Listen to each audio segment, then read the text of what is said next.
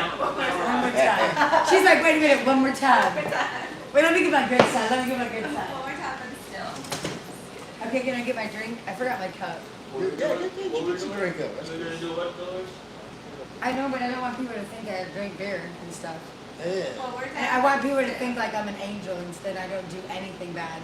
They don't want to see your horns poking through. No, I don't have those. Then you can't drink beer the whole show. Like I'm like this. I don't have those. Like, You see her up and reach up there to check. I don't have those. Let me make sure I ain't got those. I don't know. Stick it. Do like I do. Stick it in your in that. deal Well, right it there. doesn't. Well, yeah. I guess Yeah, I should it hide fits in it. there, and then when it stands when Dolores is talking, you just take it. Out. Oh yeah. Aren't we Hey, live? Jamil. Yeah, they can What? hear you. I said all this is live. Oh yeah, This so you is can't live? secret Yeah, something. we've been on this whole time. Thank you, Stan. We just appreciate you thinking up on it. Well, never mind. Yes. So we were gonna try to be slick. And Stanley is the man you don't want to see in a dark alley late at night because he will holler boo. Thank you so much for that. He said, go ahead and let's start. I know. I was like, I heard him say that. Yeah, but I didn't think Carrie was going to get me off. Yeah. Yeah, always blame me. So It's show always my fault. So, Always is. so show them. That's why you're the girls. So, show them those horns again. I don't have any. And why do you check when I say that? Huh? Why do you reach up and go? Because I was making sure they weren't poking out. What about you? You got some No, all the wings over here. only wings. Only wings. Drink Red Bull. Hey, look at this face. Look at this face. Yeah, that's. She said, only wings over here. And a halo, okay. No way. No ma'am. Allergies are killing me. I sound like a man. Sound like a man. For real, I got this dude going, hello. I was like, yes, can I speak to Carrie, please? This is her. One day I'll sound like a girl. One day I'll be a woman. Soon. For anybody listening, remember we're always wondering about our sound, so if we're having any troubles, please let us know. We're gonna ease into this one. I'm very fortunate. Whoops. I will be fortunate. Bottom right. Oh, you have our Old Dominion shirt on. Yeah. I like it. All right, Old Dominion, tracking champions, all. I wish I would have known I wouldn't wear my matching one. Anybody in the search and rescue? Awkward posting. You and your awkward hand. I know. We get that thing under control.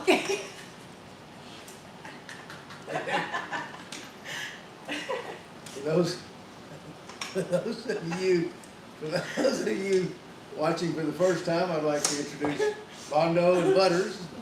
Agent For Butters. those of you watching for the second time, please don't turn us off.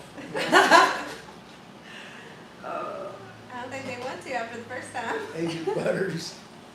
Agent Butters are going to help us with some stuff we're fixing to do here in a little bit. We've got Bondo, who's famous for NASCAR racing, is going to. Time to time. You have been known. Dabble. You have, yeah. Remember, this is the pair that went to Virginia, from Fort Worth, Texas, in what, 12 hours, 14 hours. The drive. It was like 2 days. We got there in like 2 days. We did pretty good. So to give you an idea about this one, and they've joined me tonight we're going to do the solid whistle. Bondo's had some unique experiences, so we're definitely going to get to the solid whistle, some things about how to use it and everything else, but she's had a real life experience with the whistle I won't share with everybody, but on their drive to coming back from Virginia trying to get home, they called us and sent a message, I think, to Stan and said, we're coming back and we're going to be so many hours away. And Stan said, y'all are driving too slow, so hurry up. About 10 minutes later, we get a picture that this one said she's driving, right? And their speedometer saying 112 miles an hour and a little note. Is this fast enough? Oh, I thought it was 117. We hit No, 117. the second picture was 117. Okay, Yeah. I knew I took a picture of 117 Yeah, we somewhere. started at 112 and went up to 117. But, We won't say where we finished. So. you what? I said we won't say where we finished. So, We got back. but Mondo's got she's got a special way of handling police officers and law enforcement. We should dedicate a show to police officers. Just, huh? Oh. This one too. I mean, everybody they both got. So tell us about The you were ambulance. driving without your glasses that day. What Okay. happened? Are we on? Yes. Is it on? Did you talk to Denise personally, or did you just send her a message? No, I talked to her and I said, can you transfer the phone, and untransfer it, and she said yes. We're good. We're good. Okay, here we go. So, Okay. so tell us what happened. She took off going somewhere, folks, and Yeah. she forgot to get her glasses. She drives So, with glasses. So I'm going south on 45, and I'm going through all these like little bitty towns. I'm passing Ennis, and I think I was in Garrett, and I didn't have my glasses on, and I see an ambulance pull up behind me, have their lights on, and so I'm trying to be a good Samaritan, you know, and get out of their way, but they keep getting behind me. So I switch lanes again, and then they're behind me, and I was just like, oh my God, this guy cannot drive. So I roll the window down, and I hang out, and I'm like, hey, just pass me, pass me. Well, the ambulance pulls up beside me, and it turns out it is a Tahoe, and it's not an ambulance, and it's an officer. And he's like, pull over, pull over. I'm like, great. I pull over, he gets out the car, and he's like, why are you going so fast? And I tell him, I'm like, I'm sorry, I was trying to get out of your way. And I didn't realize you were pulling me over. And he's like, well, you shouldn't be going 96 into 60. So, there you go. Didn't work out too well. special. Did you get a ticket? Yeah. Yeah. Sure did. Yes, she did. Yes, she did. I did. See what I 96 every day I live. percent. I'm so Dolores, fortunate. how many times did it take for you to take your driving test before they gave you your license? Only 4. Only And then four, fourth time you they see? probably gave it to you because they were tired of you. Yeah. Yeah. Hey, I got it. That's funny. Hey, lordy, lordy. So this is the only lady I've ever known that she can drive or walk past an insurance office and they lock the doors. Anyway, silent whistles. Silent whistles. This again, most underappreciated tool, I believe, in this country. They're huge in England and some other countries. They're very popular in countries that have a large sheep herding industry. The way and I could be wrong on this, I'll double check it and make sure, because we're going to do a whole series. Our silent whistle tutorial on YouTube has turned into one of the most popular videos we put up. This and stop jumping, right, Stan? Yeah, 91,000 on the side of the whistle. 91. So we got to thinking there must be a real interest in this, and it's a good interest because this can make life much easier for everybody. Why? Why? One reason is it's a unique sound. So where holler and come and hear 27 times in a row to get your dog to come to you turns into white noise, this only means one thing: if you know how to train with it. So the other big reason, this is what sheep herders, when they invented this thing, and I believe it was around the 1890s, it was early 1900s. It's been around a long time. The Acme company is the one who invented them. That's why they're the only whistles I'll buy, because I always kind of figure that if you're smart enough to figure it out, you're smart enough to keep, to do it right. But the big plus, according to them, I use them in my guard dog company to recover guard dogs who sometimes a burglar comes up to the fence and he starts cutting. And then one of my Rotties or Dobermans comes around the corner when they hear the cutting, and they kind of get nose to nose with the guy. And the guy goes, uh-oh. And they will, I can't tell you how many pairs of bolt cutters I found outside some of our fences. And dogs being dogs, will chase them. And, sometimes, when I show up the next morning, pick my dogs up, take them back to the kennel, they're not there. And I drive around, and it cost me about $1,000 bill to replace one of these dogs. So a good friend of mine, I remembered a friend of mine up in Texas Panhandle, um, who used these to herd a sheep. And I thought, wow, they told me what the Navy company said.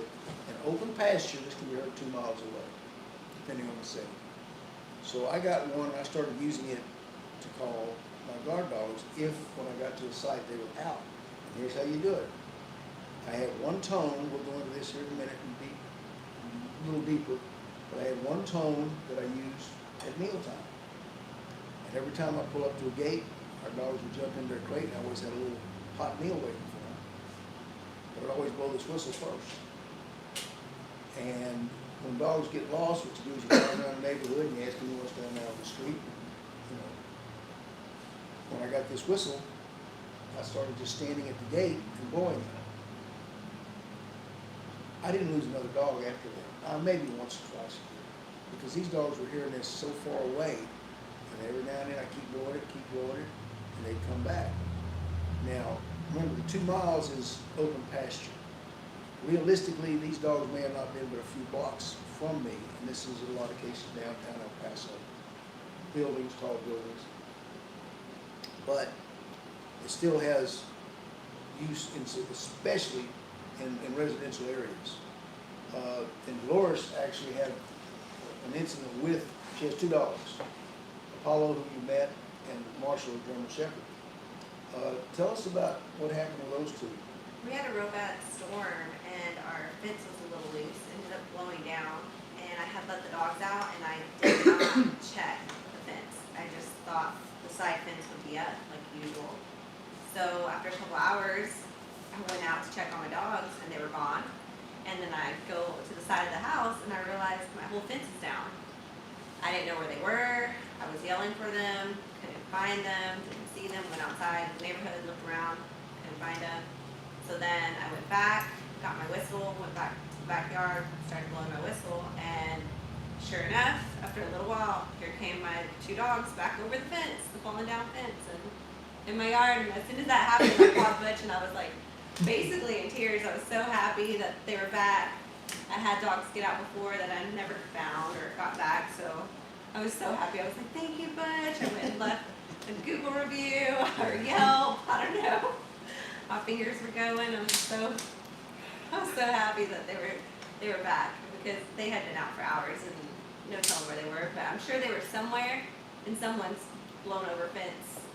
Right. So, who knows? You've been driving around in circles, you may never seen it. Well, yeah, I did. I didn't drive, but I walked Walk. around. I was walking around and I didn't see him. I don't know whose yard they were in, or if they were in a yard. There's a Right. lot of different little neighborhoods right there in that area. So.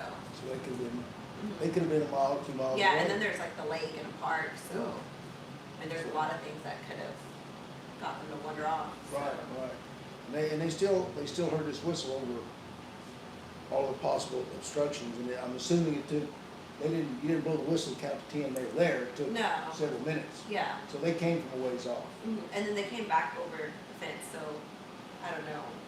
Like a lot of people's fences were down. A lot of trees had fallen and stuff. There were tornadoes that hit that night about 1 o'clock, 2 o'clock in the morning in Arlington, Texas, anyone wants to check us. So, and a lot of people slept right through them, didn't know, and got up the next morning, and didn't realize it.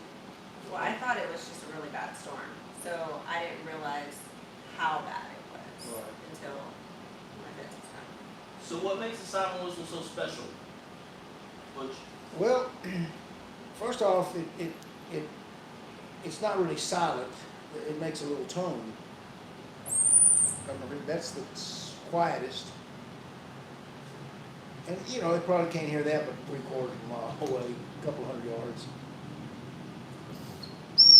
That's the loudest that they can hear 2 miles away.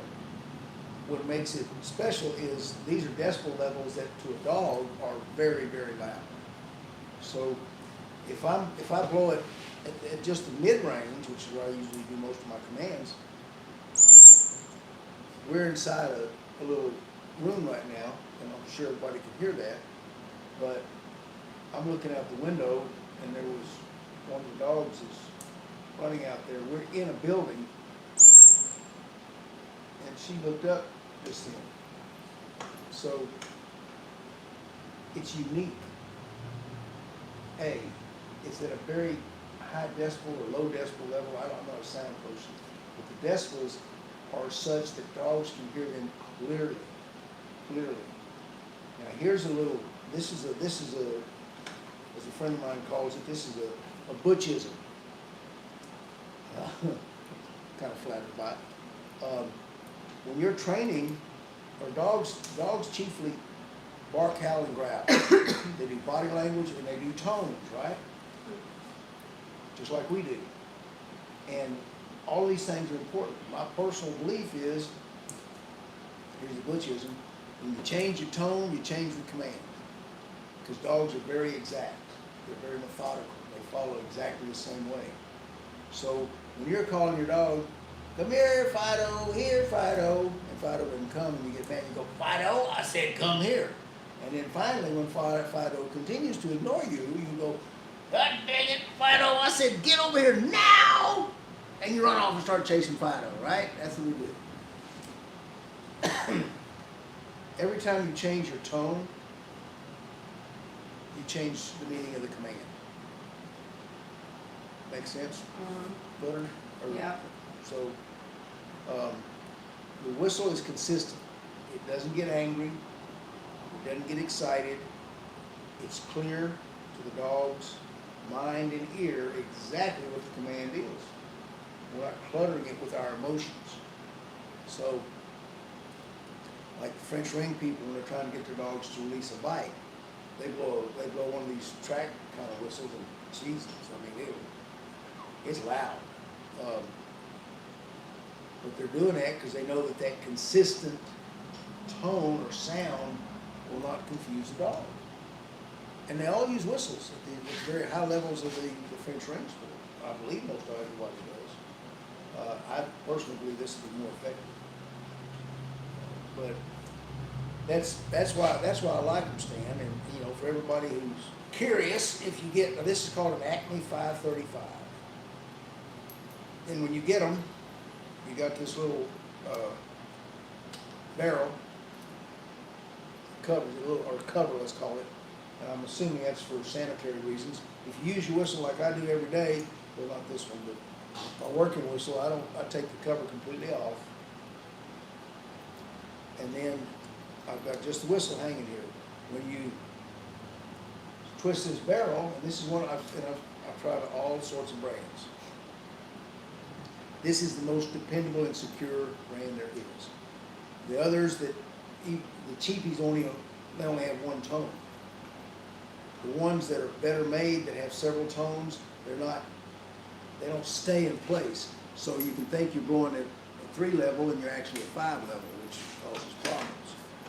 This system here, the way it rolls, is perfect. When you set your whistle, it stays there. And if you look at this and you screw it all the way out, I think I've counted, I think there's like 10 little lines. So there's 10 settings. I believe you have the potential to do 2 different commands with each setting. So you can literally, Stan can tell you, he can do a whole obedience routine with his dogs using this whistle. The most difficult thing in a police dog certification is a call-off, where you send your dog down the field to get the bad guy, and then you stop him before he bites. And Stan does that to walk over the whistle. And it's more efficient because it's really clear to the dog what they're doing. So you roll it up, you roll it down, it stays where it's supposed to be. And like I said, if you do one blast, and then for the second blast, I may do to stop the dog, I may go same place. You can go through a whole array of commands with this whistle, and you know, to that end, we're going to be starting a tutorial. We're going to call it our Tuesday night training series. Anyone has some ideas about things they want to learn about dogs, send them to us. But we're going to start with this whistle. We're going to have probably, what do you think, Stan? How long do you think it'll take us, right? To get finished with the whole thing? How many episodes do you think to clearly define the whistle to everybody? We'll probably have 5. We'll have an introduction, and then we'll go to each command, And then we'll do the advanced stuff, 27. Okay, okay, The stay, if you're telling your dog to stay, you can tell them to stay from your voice. okay. So we're looking at 7-8 weeks every Tuesday night on YouTube around 6:30.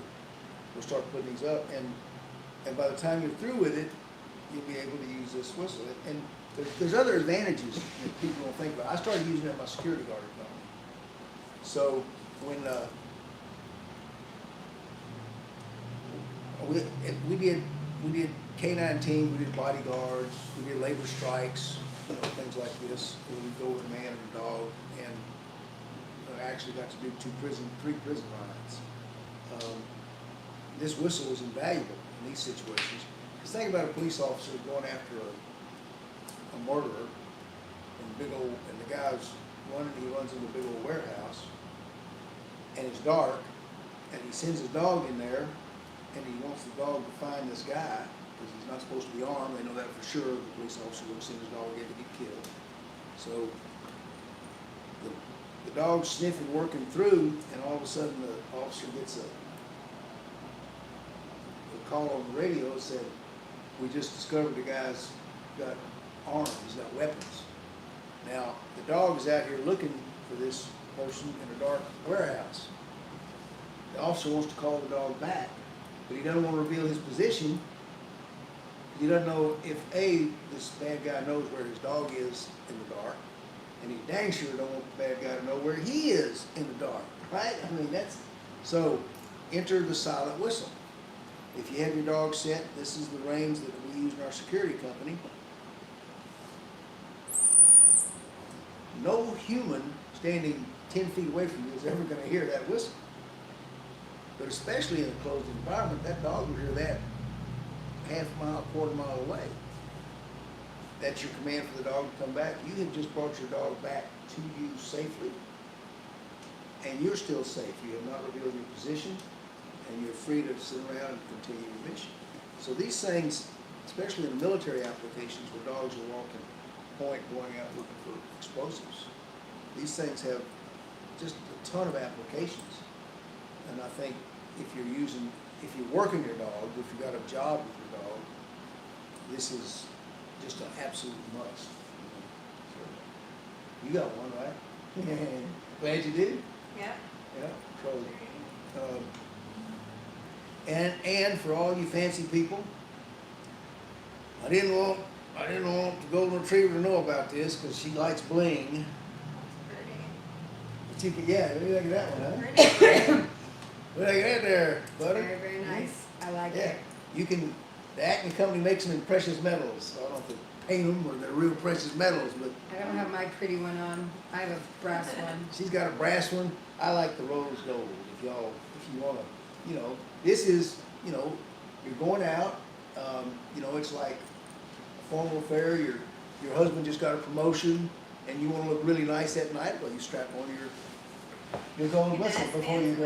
Yeah, before you go to the ball. That way. There you go. Yeah, and while you're out there, people say, "Oh my God, what a beautiful piece of jewelry! That is just stunning. Where did you get that?" And Priceless. yeah, and it's a great shot for business people if you're a dog trainer. Say, well, as it turns out, I'm a dog trainer. I'm a professional dog trainer. Everybody likes Apollo's Yeah. pretty prong collar. Oh, that's right. That's right. So, you see, He's damn pretty. yeah, he's damn pretty. He is. He's a This will damn even pretty. advertise for you.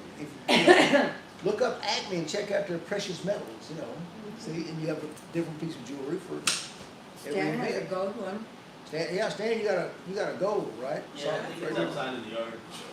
It's outside in the yard. Yeah, I think it's hanging up. We were doing bite work, so I took it off. Oh, okay. But you didn't just laying out in the yard. No, I hope not. Okay. So anyway, I hope that kind of covers everything for everybody who's ever been interested in the silent whistle. And we will start our YouTube tutorials next week. Stan, what do you think? For sure, November. For sure. For sure November. We'll try to have it by next Tuesday. Yeah, What's the date? So next Tuesday the 13th, by the 20th for sure. 13th and the 20th, one of those 2 days, we'll start with them, and we're going to run through a complete. If you watch this series, you'll be able to train your dog from from sit to find a bomb, all with this, using this whistle for your commands. And I don't know, what do you think? You think, do your dogs respond better to the whistle or your voice? Never mind, don't answer that. I know. The only thing it My can dog be- is trained with the whistle, but he also knows when he hears me screaming like I'm crazy. Can you say a phrase? Can you say my favorite phrase you say? What's your favorite phrase? Because when Bullet's being bad, I'm like, I'm gonna spank your butt, as if you want to spank it on your butt. And she just thinks that's the cutest thing. It's just so funny. It works. He stops. Whatever. Whatever. I might Oh, he add, knows. he what? He knows when He she knows does what that spank your little butt ears. means? I say it to her like too. I will. I'll be like, Paul, you want to spank her in your butt? And he'll be like, no. Yeah. He does. No, He does he say no? He, I does, mean, he I puts know his ears everybody back and he says does it that. like that. And it's like, no. And he stops doing what he was doing. They So- came and told on her last time. They both came like. When they did, I yelled at the yes and they went and told on me. So I told you this whistle can be heard for 2 miles. Carrie's voice can be heard 3.5. Yeah, that's So- right. But we ain't figured out a way to put that in the whistle yet, so you're gonna have to. That's right. One of Because these. then that would just, people could, like, they'd be outsold. Like, people would be like, man, I really want the Carrie whistle. People might be beating each other up for it. And we don't want that. We do not want that. No, we don't. So stay tuned or check our YouTube channel on Tuesday nights. We'll be back for the podcast next week. I think someone wrote in and asked me about if I used hand signals to train dogs. Yeah. I used to have signals to train dogs. Yeah, Just kidding. yeah. So we'll probably, if you're interested, we'll probably be doing hand signals next week. And I guess, you know, we'll end with the usual. Oh, what do we call like, subscribe, share? That stands deal. All that good stuff. Yeah. He's the technical Like guy. it. Yeah. Oh, there goes the awkward hand again. See, you had the awkward hand. Yeah. She's like, Give it what? up. You remember that at Stan's hand opening? Oh. I got great Dolores opening. has the awkward, like when you're taking a pic, like at the wrong moment, she'll just come up with this hand, like, or she'll be like, Oh, when you took a picture with Chad Brady. or she'll be Yeah, like, I wasn't nervous. it's a couple, like, and then I have a couple pictures with her. She's like this. All right, what's the motto? If you ain't having fun, you ain't training dogs. Thank you, ladies.